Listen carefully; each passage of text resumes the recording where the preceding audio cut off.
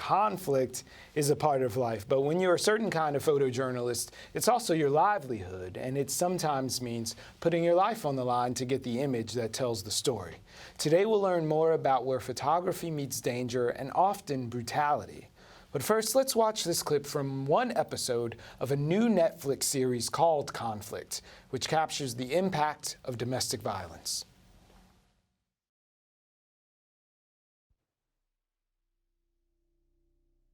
Emergency. My mom here and Daddy are having a fight. Is she getting hurt? Photography is not just visual, it's all five senses at play. It's about the smell, it's about the sound, it's about touch. When I took that picture, I was in a dark room. I couldn't see anything. I was focusing in the dark, calculating the distance to his voice. When I heard him say to his dad, "I hate you for hitting my mother," they were the strongest words that I'd ever heard anybody say. My mom's going outside. Mama, go! The police are coming. Is your mom? Hello?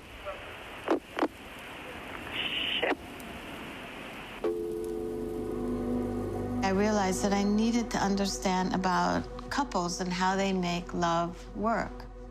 I saw this couple, Garth and Lisa, and he saw that I was into photographing sex, so when he invited me into his house, it was really to document their sexuality and their free lifestyle. Things started to get worse and worse. It wasn't until this day, all of a sudden, Bengt comes out and tries to drag her into the house. And I had no idea why. I had never seen him be physically abusive. So I picked up my camera and I took a picture of it because I was shocked. And I thought, wow, you know, maybe this will make him come to his senses. Very powerful series, all right? From the shockingly intimate violence we've just seen in a sample of to civil wars and terrorist movements, the 6 episodes of Conflict cover the range of what a photojournalist is charged with capturing.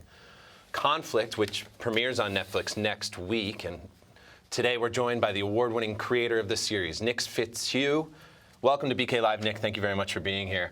And one of the featured photographers who took the shots we just saw, featured in that clip, Donna Ferrato. Donna, Nick, thank you both very much for being here on BK Live. Glad to be here. Thank you. Nick, I'm always curious, with such a varied series, how did you first conceive of the idea for Conflict? It really came about through a long-standing relationship I have with the photographer in the first episode, Pete Muller, and also sort of my lifelong interest in conflict and conflict resolution. And I just have a very strong connection to a lot of different conflict photographers, friends and colleagues, and always felt that it was really important to be able to show the other side of these photographs. We see these photographs in the news all the time, and unfortunately, I think largely the public is fairly desensitized to them because we see so many of them, and also because we lack the contextualization. We hear the stories, but it's not until you actually hear from the photographer, in my opinion, who took the photograph and what it was like and what they went through and what the fallout was for them as human beings, that you really understand as a human being yourself what that's like. And when that happens, I think it makes a really big difference. It personalizes the story and makes us care, brings these images to life. So Donna, when we hear about conflict, and especially in this photojournalistic sort of vein, we do think of the intrepid person jumping on an airplane going off to some far-off locale. What did you think when you got the call to be included in this series about conflict, when it doesn't seem like you're that person who's jumping on a plane? You're doing the conflict that's our neighbor. Mm-hmm. I was surprised. I was pretty humbled by it because I also respect Pete Muller very, very much. And I saw his episode and was very, very touched by it. And I felt there was a lot to live up to with the cadre of photographers that Nick had chosen. my form of conflict and documenting conflict in the home is extremely different from what all of the other photographers do, because they're on the outside. I'm on the inside. Yeah. I don't have any backups. I don't have anybody with me. I'm in these homes where all hell is broken loose, and there's nobody to turn to. It's just usually the family and me. And you're closest to the beast. Like, there are some of these people, if we can characterize, but there are people who are looking at the aftermath of some horrible atrocities and sort of chasing a bad guy, if you will. But you have to have intimate relationships with the people who are ultimately the person who is at the center of a lot of conflict. Yeah, like with the one family that gave me access, the family that they were swingers. Started off as one thing. Yeah, a story about love and sex. Yeah. And they live right next door to Richard Nixon, so this was a really upscale family. Right. And in many months, maybe even a year after I had taken these pictures, and I started to show them to magazines, and all the magazine director of photographies were impressed, but they didn't think they could publish it. It was always hard to figure out how to publish this work. Yeah. But with war, there's always a demand. Picture. So, Nick, what was the inspiration for including work like Donna's in the overall project? That was another, I mean, beyond what I said earlier about bringing these images to life and sort of getting behind the lens with the photographers, the other real interest I had in conceptualizing the series was broadening the definition of conflict. I just creatively and from an intellectual standpoint too, and artistic, I mean, all kinds of different standpoints, I think it's really interesting to look at the parallels and the contrast between war and domestic violence and any number of other types of conflict.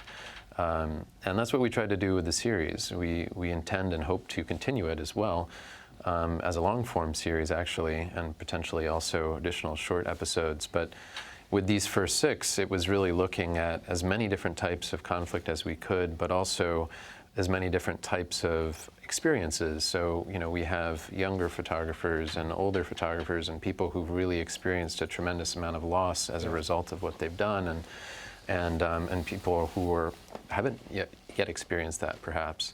So it's sort of as diverse as possible, and the more diversity we could present in the show, the more, I think, the deeper the understanding of conflict in general and the human experience with it.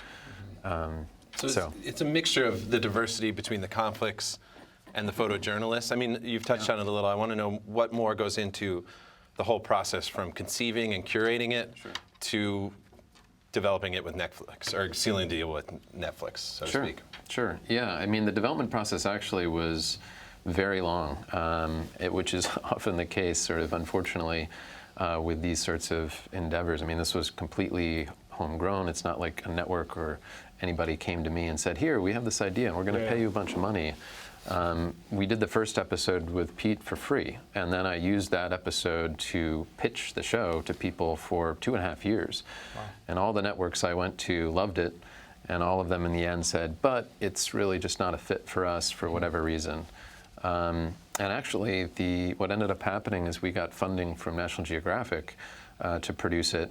And then as a result of their joint venture with Fox and all kinds of things changing there, we sort of were able to take the show back, and then we were able to bring it to somebody else, which ended up being Netflix. And that's fantastic. You know, it will premiere on July 1st, and if it does well, then Netflix will probably give us the opportunity to make the show, the long-form version of the show.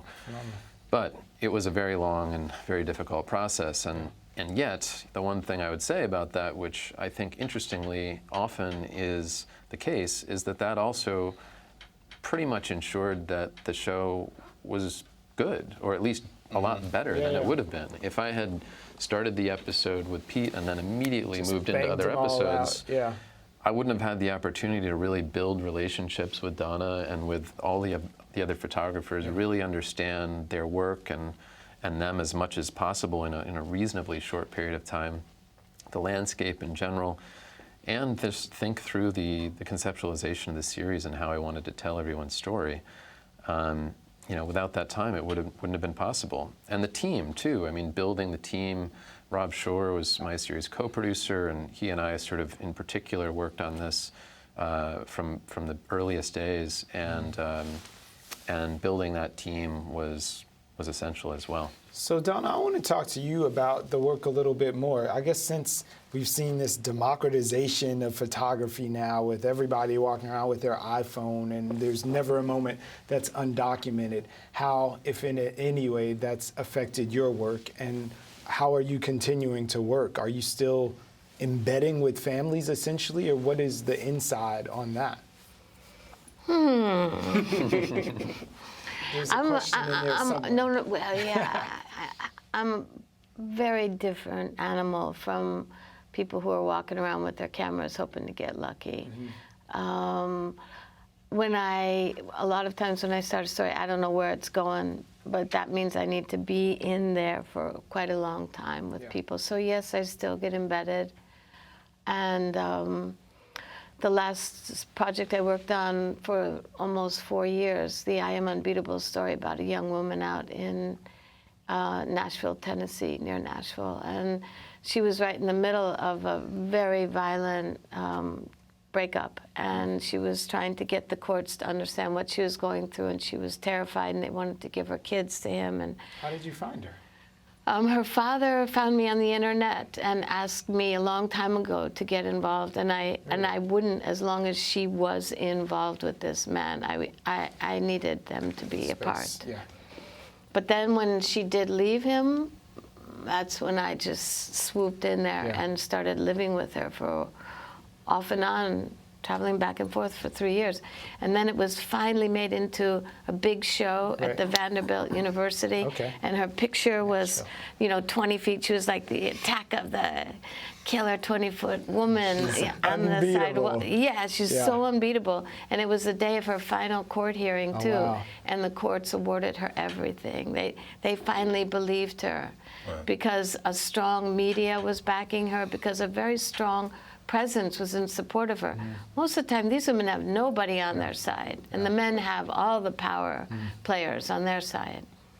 It's interesting. Your art is empowerment in and of itself. I know. I could go on. We're completely out of time now, but July 1st on the Netflix. What else can you tell us? What do we need to learn about how to get in touch or see any of your work? Well, there's also more information about the series on its website, which is thisisconflict.com. All the other social media is at thisisconflict.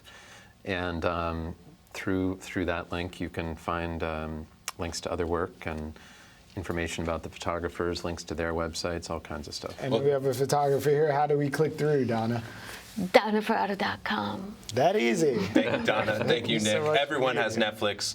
Everyone is going to be watching Conflict. Thank you very much for being here and for the wonderful work that you do.